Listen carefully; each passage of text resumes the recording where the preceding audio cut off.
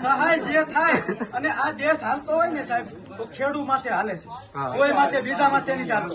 તો ખેડૂતને જવાબ ન મળે તો ખેડૂત કંટાળો આવે કે ન આવે? પણ ખેડૂત માટે સરકારે જ એમ કીધું કે આ નુકસાન થયું એટલે સર હમણાં જો બેદીમાં લગભગ એનો પરિપત્ર આવી જશે કેટલું વળતર ચૂકવવાનું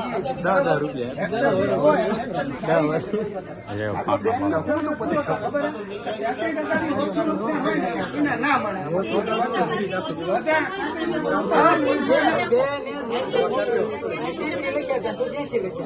તો હવે અમને 150 મળશે ને? કેમ તો તમે તમારી રીતે નીકળી જાઓ. હા, તો નીકળી જાય પૂરી. વરસાદ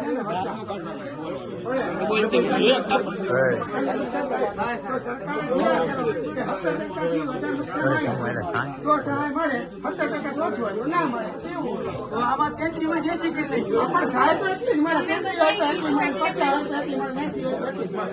એ બરોબર. અને 5 રોજ કામ કર્યું તો કેટલાક જણા હોવા જોઈએ? બધા 5-6 જણા હોય.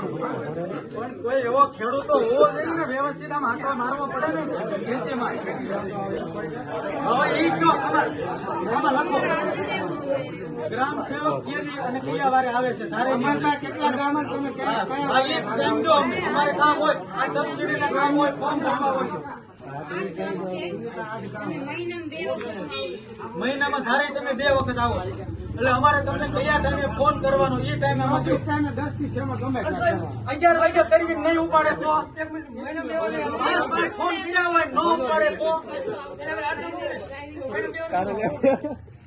8 ગામ એમ ને તો મહિનામાં 2 વાર થી મારો 8